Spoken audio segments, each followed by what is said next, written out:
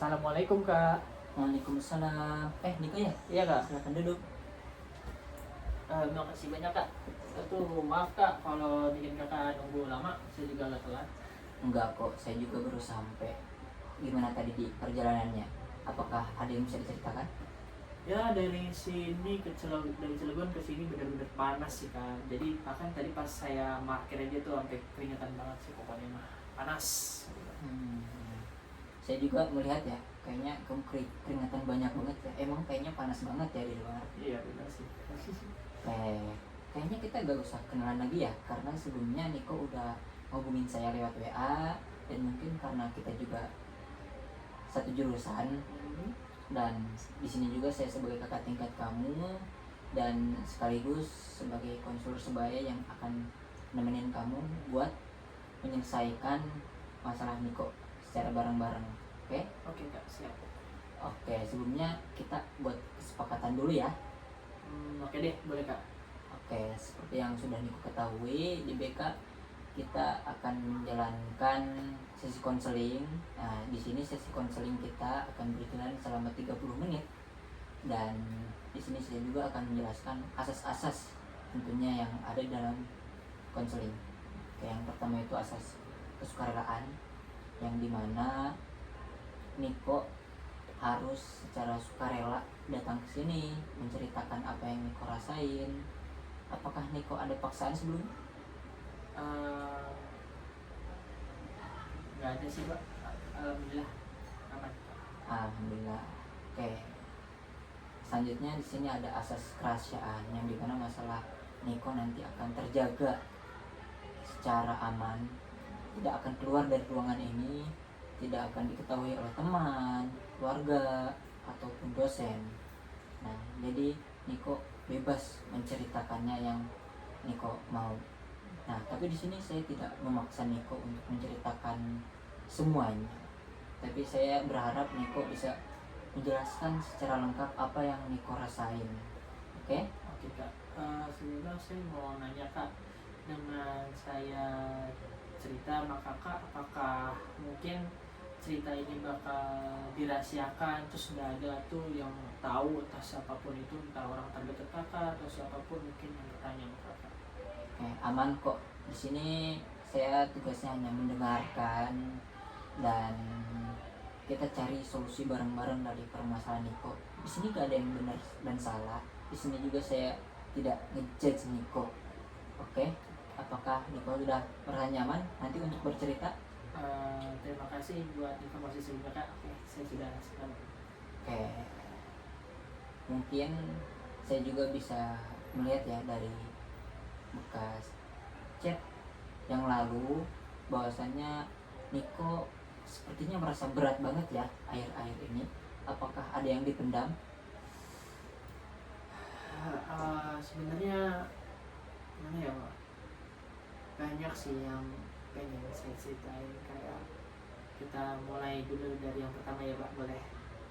Oke, mungkin Niko bisa langsung cerita aja ya apa yang Niko rasain belakangan ini. Oke, boleh. Yang pertama mungkin saya dari IPK dulu. Jadi IPK saya ini di semester sekarang itu benar-benar anjlok parah Pak, karena saya kan berusaha gitu belajar, nggak ke main-main juga jarang segala macam, dan itu nggak memuaskan gitu. Yang dimana IPK saya ini sebelumnya yaitu 3,85, malah langsung turun drastis menjadi 2,2, yang itu mungkin benar-benar bikin saya frustasi, karena buat apa gitu saya capek-capek belajar segala macam kalau ujungnya cuman dapat segitu, padahal saya nggak ada tuh namanya main-main apa gimana, benar-benar fokus belajar gitu. Oke, jadi Niko tadi mengalami bahwasanya IPK Niko turun drastis ya dari 3,85 ke 2,2, dan itu bikin Niko gak puas ya, dan bikin Niko merasa gak enak ya di hati Niko. Benar sekali Pak. Boleh Pak, ada lagi mungkin yang mau saya ceritain? Ya boleh. Oke. Di lain sisi selain IPK juga karena saya penerima KIP, yaitu sebuah beasiswa, otomatis saya makin dakdikduk dong, takut karena kan batas menerima uang tip selanjutnya itu kan bulan berikutnya, yang dimana pas UKT saya ini keluar 2,2, takut dong saya karena kan batasnya itu kan 3,0, saya 2,2, otomatis selanjutnya saya nggak bakal dapat dong uang itu. Nah itu juga bikin saya frustasi juga karena ya itu satu-satunya sumber uang jajan saya yang mungkin saya pakai dengan baik-baik gitu, sempat saya buat tabungan, tapi karena IPK saya turun drastis, akhirnya saya jadi benar-benar kecewa sama diri saya, kayak mana gitu, bingung gitu. Oke, jadi selain IPK kamu turun tadi, Niko juga tadi berhubungan ya IPK tersebut ke kuliah Niko, dan itu menghambat Niko dalam belajar di perkuliahan. Iya betul sekali Kak, makanya gara-gara semua itu jadi kalau pas ulangan itu bahkan yang biasanya normal-normal aja, ini saya di ruangan tuh kayak badan tuh kayak beda banget, bahkan buat fokus buat konsentrasi gitu ya kan itu coba, jadi yang udah saya pelajari semalaman bahkan sampai kadang begadang itu ya udah percuma doang, ujung-ujungnya hilang gitu. Belum lagi kadang pas ngerjain tuh tangan gemetar, bahkan juga sesak napas itu juga bisa juga, jadi banyak lah gara-gara itu kendalanya gitu kan. Oke, artinya berat banget ya yang kamu alamin. Jadi IPK kamu yang ngaruh ke perkuliahan kamu itu membuat Niko ngerasa cemas, membuat Niko rasa jantungnya berdebar, dan itu sangat mengganggu aktivitas Niko. Bahkan kadang jadi gara-gara kayak gitu saya juga bingung sih mau gimana lagi ceritanya. Mungkin saya boleh cerita lagi nih Pak selanjutnya. Boleh kok, silakan. Di lain sisi saya juga sebenarnya selain kuliah saya mengambil sebuah pekerjaan yang dimana alhamdulillah saya diterima di suatu pekerjaan kayak freelance gitu di bagian editing dan foto, itu masing-masing ngedit lah. Ditambah lagi sebelum saya ngambil kerja ini, saya bukan saya sih, bapak saya itu sempat di PHK bulan lalu, yang dimana saya sedih karena saya masih punya 2 adik, yang mana 2 adik saya ini masih sekolah, jadi kayak siapa yang mau biayain mereka gitu kan. Terus juga pokoknya benar-benar pusing saya juga, sampai akhirnya saya kepikiran apa saya ngambil kerjaan aja ya, dan seperti saya bilang alhamdulillahnya sih keterima gitu aja gitu. Tapi tetap saja mungkin di awal saya masih bisa senang karena alhamdulillah saya dapat kerjaan yang dimana saya mungkin gaji alhamdulillah lumayan bisa bantu adik saya, tapi tetap dong harus ada yang dipertaruhkan, yaitu salah satunya waktu saya dan kesehatan saya. Gara-gara itu saya jadi suka tidur larut malam, belum lagi kadang deadline dari kantor dan juga deadline dari kampus itu sama-sama bentrok gitu kan Pak, jadinya cuma kebingungan. Mungkin begitu Pak. Oke. Tadi Niko udah cerita banyak ya yang Niko alami.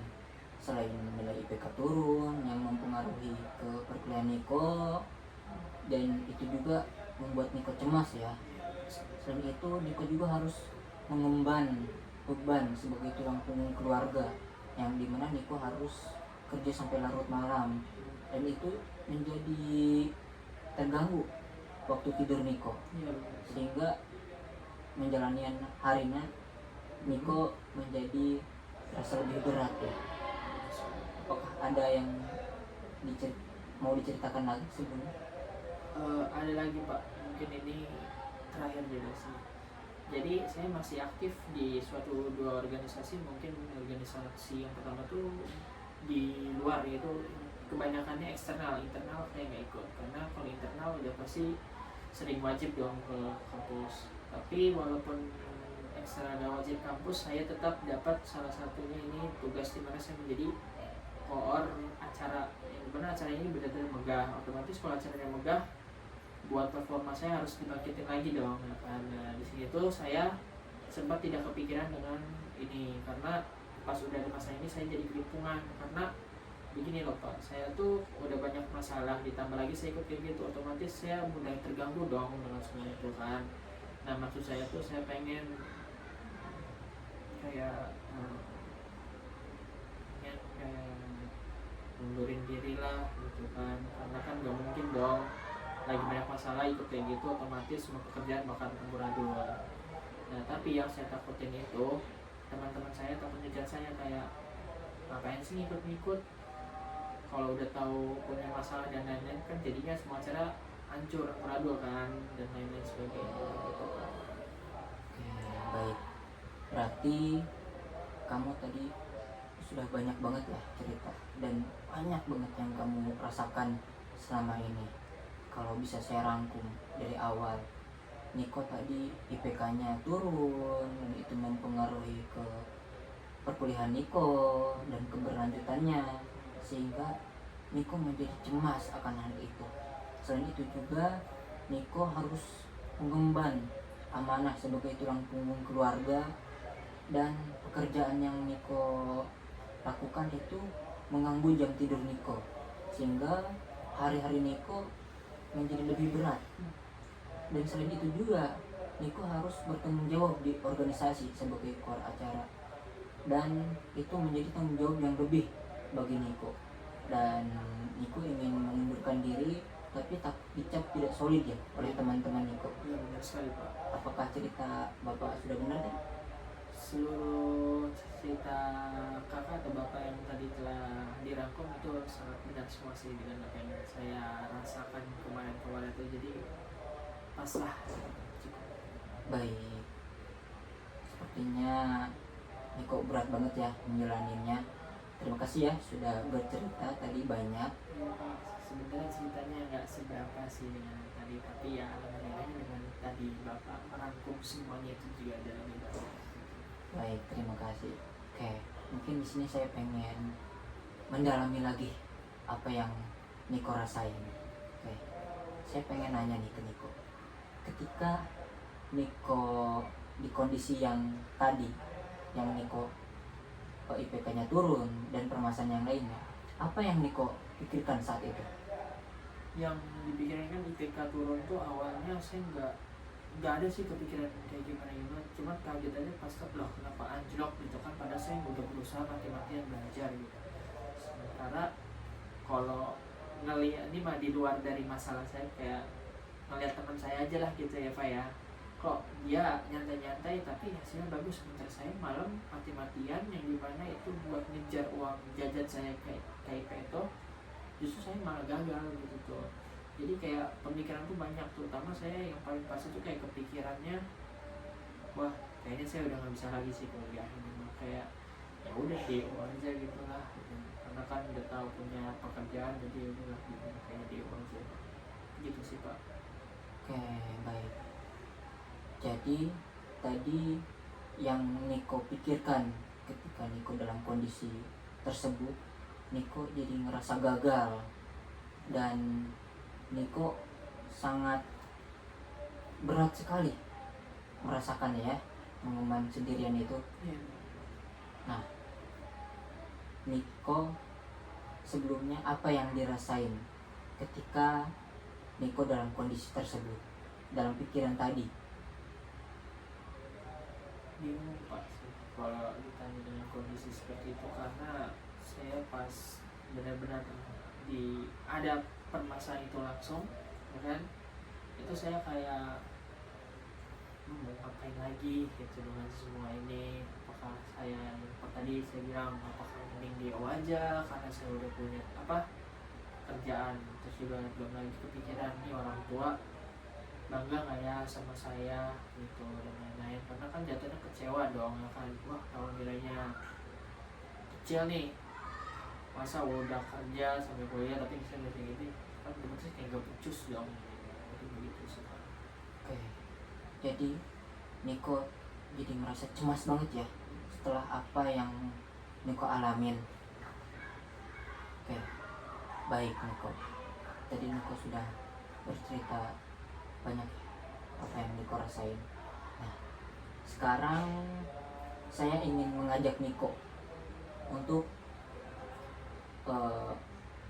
berpikir lebih jauh atau mengulang yang tadi Niko rasakan. Nih, saya pengen tanya ke Niko, apakah ketika Niko ngerasa IPK turun tadi, ketika IPK turun dan mempengaruhi masalah-masalah lainnya, apakah berarti Niko gagal? Apakah menurut Niko itu logis dan apakah gak terlalu berlebihan? Kalau tanya begitu sih udah pasti berlebihan ya Pak, karena kan saya baru ngerasainnya kan masalah ini ya sekarang-sekarang ini. Ya bukan berarti nanti selanjutnya bakal ada masalah lagi dong, karena kan masih saya bisa tingkatkan lagi gitu, terutama kalau IPK gitu mungkin. Gitu sih. Nah, benar banget Niko. Jadi meskipun IPK kamu tadi anjlok, itu gak berarti kamu gagal selamanya. Itu hanya mempengaruhi nilai kamu di semester tersebut. Dan IPK kamu bukan berarti kamu gagal sebagai anak dalam keluarga. Oke. Dan masalah dibanggain oleh keluarga, ya, menurut Niko, orang tua Niko lebih bangga Niko IPK-nya jelek tapi dipendam sendirian, atau Niko meminta orang tua untuk membantu? Lebih bangga mana orang tua? Kayaknya lebih bangga membantu deh, karena kan sebagai orang tua gak pengen kan anaknya menanggung semua permasalahan sendiri, selagi memang permasalahan itu bukan suatu yang merugikan apalagi besar gitu buat dampak keluarga. Kayaknya saya lebih suka yang terakhir tadi Bapak bilang sih, yang apa, yang cerita ke orang tua lalu nanti orang tua bakal membantu. Nah, betul banget Niko. Saya senang mendengarnya. Di sini kamu juga udah sadar ya tentang apa yang kamu rasakan. Oke Niko. Selanjutnya mungkin kita akan membuat langkah-langkah ya. Yang pertama mungkin di sini saya ingin mengubah pola pikir kamu terlebih dahulu. Nah, nanti kamu boleh ya diterapkan. Nah, ketika nanti Niko merasa down, nanti Niko ubah pola pikirnya. Niko di situ bukan gagal, tapi Niko hanya sedang memiliki beban yang banyak. Nah, dari situ Niko bisa cerita ke siapapun yang Niko punya ya. Oke Pak, Bisa diingat nanti ketika Niko ngerasa down, Niko bisa ingat bahwasannya IPK turun dan permasalahan lainnya yang Niko alami sekarang itu bukan berarti Niko gagal, tapi Niko sedang merasakan beban yang banyak dan perlu bercerita. Nah, nanti Niko boleh cerita ke siapapun yang Niko percaya. Oke? Oke, baik. Sebelumnya kita juga akan membuat langkah-langkah ya untuk selanjutnya. Tapi sebelumnya, apakah gimana perasaannya setelah Niko menyadari apa yang Niko rasakan? Awalnya sih kayak seperti saya bilang, saya bingung atau ngomong dari mana, tapi dikit-dikit semenjak saya ceritain semuanya satu persatu dengan apa yang saya rasakan gitu, belum lagi benar-benar unek-unek, dan kalau saya itu dikeluarkan tanpa dijudge sama orang ya kan, ya benar-benar dikit-dikit tuh lelahnya saya tuh turun lah dikit-dikit, walaupun emang sedikit masih deg-degan gitu kan, begitu sih. Oke, saya senang mendengarnya. Deg-degan itu wajar. Oke, karena ini mungkin pertama kali buat kamu. Oke, selanjutnya kita akan membuat langkah-langkah ya, langkah-langkah konkret ke depannya agar permasalahannya bisa selesai. Tapi kita tidak secara langsung ya, mungkin kita pelan-pelan aja. Kita mulai dari yang mendesak terlebih dahulu. Oke, apakah Niko sepakat kita akan membuat jadwal nantinya? Nanti jadwal ini nanti bakal saya pakai buat kedepannya saya bagaimana, apakah ini saya kedepannya bakal lebih baik, buruk atau gimana, berarti nanti kalaupun buruk akan ada perbaikan gitu kan Pak? Iya, nanti kita akan pantau kembali ya progresnya di pertemuan selanjutnya juga. Oke, apakah kita bisa langsung membuat jadwal? Oke Pak, saya siap.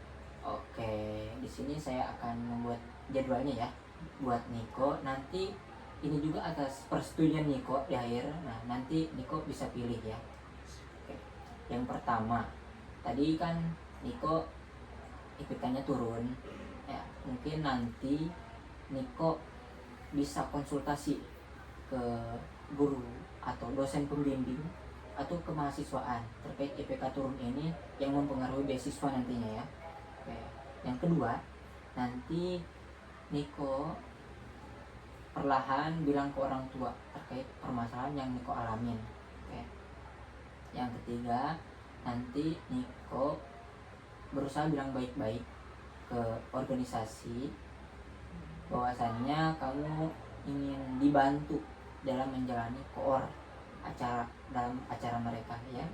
Oke, selanjutnya nanti Niko juga bilang baik-baik juga ke owner atau bos di perusahaan Niko untuk menyesuaikan jadwal Niko sehingga Niko bisa tidur selama minimal 5 atau 6 jam ya. Oke, selanjutnya juga Niko nanti mengatur jadwal tidur ya seperti yang saya bilang tadi sekitar 6 atau 5 jam. Oke. Oke. Tadi saya udah menyiapkan jadwalnya. Nah, sekarang Niko boleh pilih menurut Niko mana yang ingin Niko selesaikan duluan. Tapi saya boleh mikir sebentar nggak Pak biar aman itu juga? Iya, boleh Niko. Terima kasih. Izin sebentar ya Pak.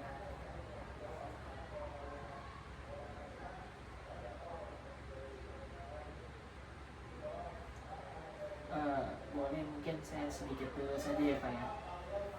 Mungkin kalau dari yang telah Bapak sampaikan beberapa, saya tertarik dengan yang pertama, yaitu saya bakal jujur ke orang tua saya terutama ibu bapak saya di akhir pekan nanti bahwa saya tuh punya masalah yang dimana masalah ini berkaitan dengan kuliah saya, dan lagi masalah ini bukan sebuah masalah yang besar lah kayak merugikan orang, tapi lebih ke arah rugi ke diri sendiri. Kayak contohnya IPK saya turun, yang dimana IPK ini kan mempengaruhi beasiswa saya, yang dimana orang tua nanti ibu bapak saya nggak usah nanti ngasih jajan lebih saya karena kan saya udah punya beasiswa gitu kan. Mungkin yang kedua, saya juga bakal ngobrol sama owner atau bos saya yang di freelance itu untuk jam kerja saya, yang dimana saya pengen kalau diperbolehkan saya hanya bekerja di jam sampai jam 12 saja, selebihnya saya tidak bisa. Mungkin saya memilih yang itu saja Kak. Oke, mungkin terima kasih ya Niko. Tadi sudah berani mengambil keputusan untuk menyelesaikan langkah awal dari permasalahan Niko. Tadi Niko udah memilih 2 opsi awal. Mungkin yang lainnya nanti kita bisa didiskusikan di pertemuan selanjutnya. Oke. Saya bangga dengan apa yang kamu lakukan sekarang karena kamu sudah sadar dan kamu sudah dan care kepada diri kamu. Kamu sudah benar-benar berani mengambil keputusan ke depannya, dan itu merupakan langkah awal untuk menyelesaikan masalah kamu. Mungkin saya boleh bertanya sedikit Pak, boleh? Boleh? Saya kan cuma ngambil 2 keputusan yang tadi, apakah dengan saya overthinking dengan keputusan selanjutnya itu tidak masalah? Ya, nah jadi ketika nanti Niko merasa keberatan atau merasa hal-hal yang terkendala ketika menjalani prosesnya, Niko boleh menghubungin saya lagi ya lewat WA sehingga nanti kita bisa diskusikan lagi caranya secara bareng-bareng gitu ya. Oke, terima kasih tadi Niko sudah mampu eh, melakukan keputusan yang baik. Oke. Siapa? Oke, gimana rasanya ketika Niko udah berhasil memutuskan apa yang Niko ingin lakukan?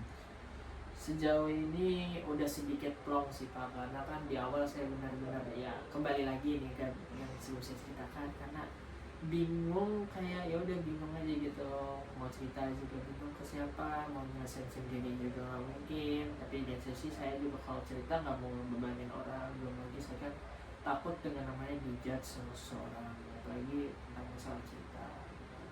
Jadi di akhir ini benar-benar saya tuh kayak plong gitu, jadi apa, beban saya yang ada di pundak tuh runtuh dikit-dikit lah. Jadi benar-benar saya sangat berterima kasih lah ke kakak atau bapak. Oke, baik. Terima kasih ya Niko karena sudah percaya pada saya dan sudah bercerita banyak tadi kepada saya. Itu sebuah langkah yang baik menurut saya. Dan mungkin di sini saya akan simpulkan ya keseluruhan kegiatan yang telah kita lakukan.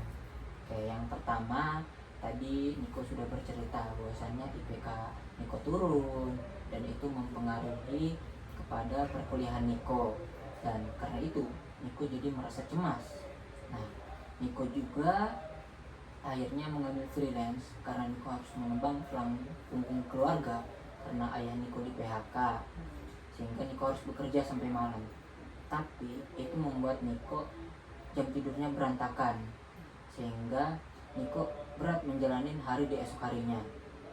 Nah, selain itu juga Niko juga menanggung tanggung jawab yang lebih di organisasi. Niko harus mengemban sebagai core acara, dan kalaupun menolak Niko agak canggung ya dan takut dicap solid.